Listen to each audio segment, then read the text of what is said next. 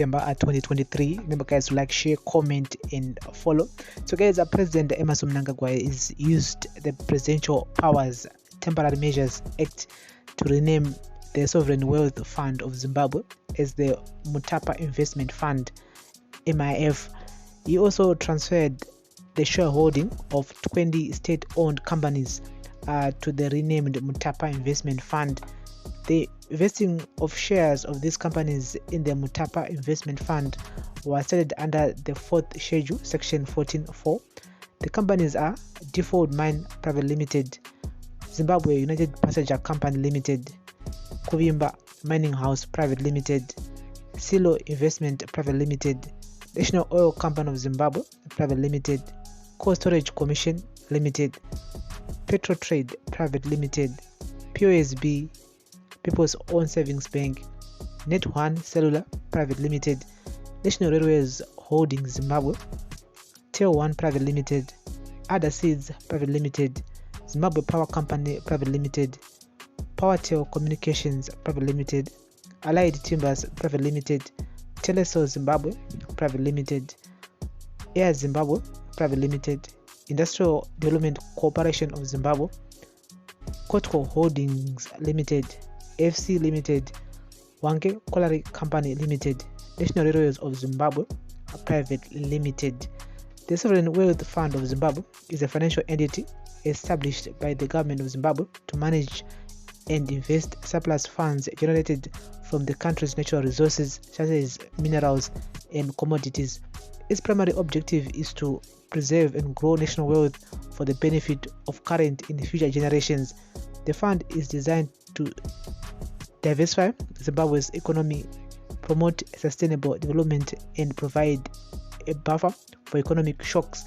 It typically invests in a range of assets including stocks, bonds, real estate, and infrastructure projects, both domestically and internationally.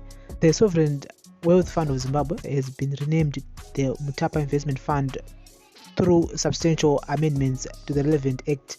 Key features include the allocation of funds towards fulfilling the fund's objectives and the ability to invest surplus funds. Shares held by the government in listed companies will become part of the fund's initial capital. The fund is authorized to transfer various funds in and out of Zimbabwe. However, tax obligations must be fulfilled before any transfers take place. In exceptional cases of financial difficulties, the Reserve Bank of Zimbabwe may impose temporary restrictions on fund-related payments or transfers on a fair and non-discriminatory basis.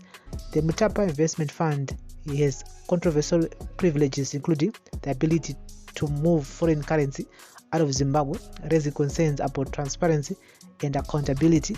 Critics argue that President Mnangagwa bypassed parliamentary powers and failed to involve necessary debate.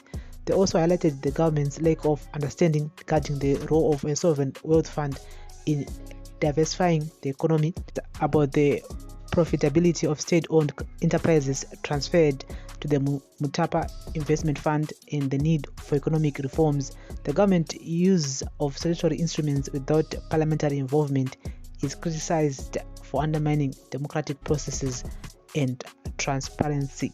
So guys, that's the latest here, and it's all in the comment section. This is weekly news roundup on Prince Miller Entertainment TV. President Emmerson Mnangagwa has used the presidential powers and to rename the Sovereign Wealth Fund of Zimbabwe as the Mutapa Investment Fund, MIF, and also 20 state-owned companies and my shareholdings as have moved to the renamed Mutapa Investment Fund, which means that some of the companies include Supco and National Oil Company of Zimbabwe, POSB, Net1, National Railways Holdings Zimbabwe, Tel1 Private Limited. All government entities have moved to this new fund, and it's your Mutapa Investment Fund. And I did tell in the comment section, and remember to like, share, comment, and follow. This is weekly news roundup. Bless up.